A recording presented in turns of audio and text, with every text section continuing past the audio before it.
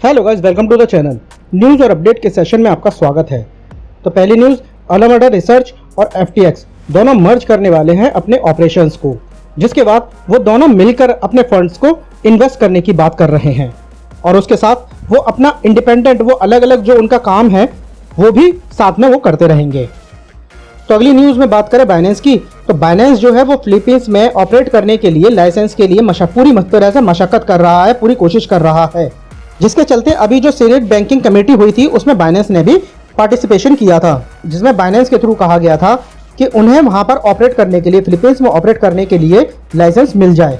इसके साथ बाइनेंस ने बैंकिंग कमेटी के सामने सिक्योरिटी का रीज़न भी उठाया। बाइनेंस की तरफ से कहा गया है कि वहाँ के लोगों की सिक्योरिटी, उनके फंड को सेफ रखने के लिए पूरी तरीके से बाइनेंस प्रतिबद्ध है और उसमें काम कर रही है।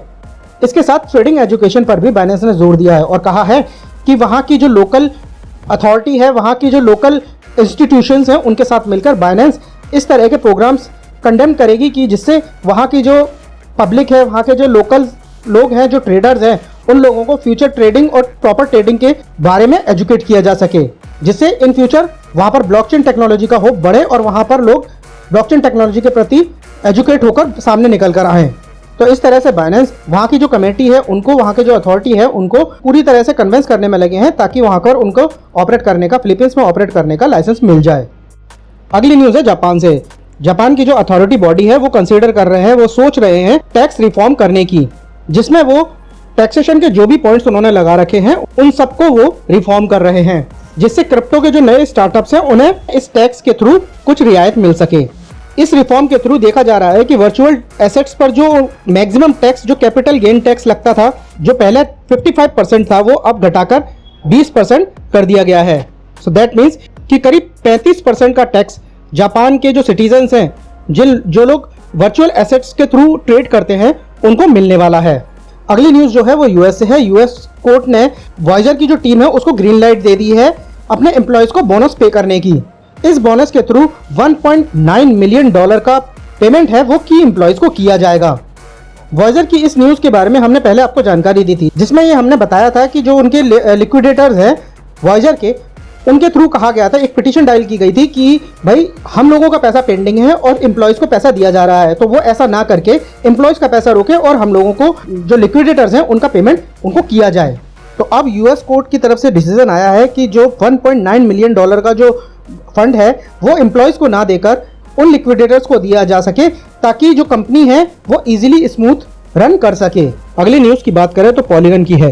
पॉलीगन के जो फाउंडर हैं संदीप नेलवाल, उन्होंने वेब3 में इन्वेस्टमेंट करने के लिए एक फंड बनाया है, वेब3 फंड, जिसके थ्रू जिसमें उन्होंने $50 मिलियन की फंड को रेज किया है, जिसके थ्रू वो वेब3, गेमिंग और NFTs इन तीनों चीज़ों को फोकस करेंगे और उसमें ये फंड स्पेंड करने की बात सामने आ रही है।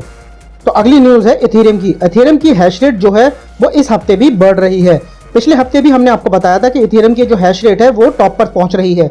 इस हफ्ते इथेरियम की जो हैश रेट है वो पिछले हफ्ते से भी बढ़कर आई है। दैट मीन्स कि जो इथेरियम के जो माइनर्स हैं वो ज़्यादा क्वांटिटी में, वो ज़्यादा मात्रा में इथेरियम क्लासिक पर माइन के लिए जा रहे हैं।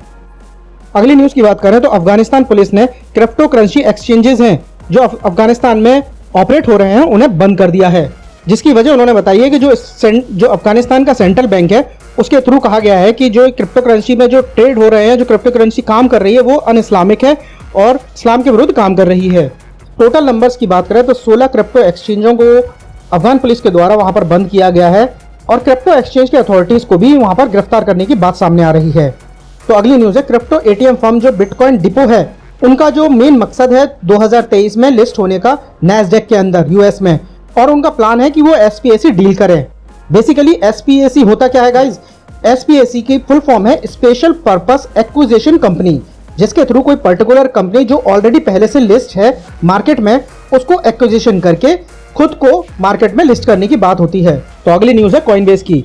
जनरली कॉइनबेस पॉलिटिक्स से दूर रहता है, लेकिन हाल ही में उसने एक ऐसा टूल लॉन्च किया है जो वोटिंग रजिस्ट्रेशन के लिए काम आ सकता है। रिसेंटली कॉइनबेस ने एक वोटर रजिस्ट्रेशन टूल लॉन्च किया है। यूएस में जो आगामी इलेक्शन आने वाले हैं उनको ध्यान में रखते हुए कॉइनबेस ने ये वोटर रजिस्ट्रेशन टूल बनाया है ताकि नए जो वोटर्स हैं वो अपने आप को रजिस्टर्ड कर सके वोटिंग के लिए।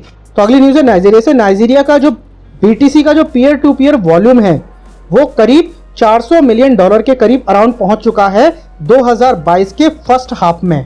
उसके साथ ही कीनिया और घाना में भी इसका वॉल्यूम धीरे धीरे बढ़ रहा है। कीनिया की बात करें तो $325 मिलियन का जो वॉल्यूम है वो जनरेट हुआ है ड्यूरिंग द सेम पीरियड। तो कहीं ना कहीं ये कहा जा रहा है कि जो बैंकिंग सेक्टर की जो रीच है, जो पूरी तरह से लोगों की पहुंच में नहीं पहुंच पा रही है, वो कहीं ना कहीं बिटकॉइन या क्रिप्टो करेंसी के थ्रू लोगों के बीच पहुंच रहे हैं, जिसमें क्रिप्टो या बिटकॉइन के थ्रू लोगों को बैंकिंग के बजाय ज़्यादा एडवांटेज मिल रही है। तो गाइज, ये थी आज की न्यूज़ और अपडेट का ये सेशन आपको कैसा लगा प्लीज़ कमेंट सेक्शन में ज़रूर बताएं। और हमारे चैनल को सपोर्ट करने के लिए चैनल को सब्सक्राइब भी कर लें, साथ में बेल आइकन भी प्रेस करें। तो मिलते हैं फिर किसी नेक्स्ट वीडियो में। Thank you.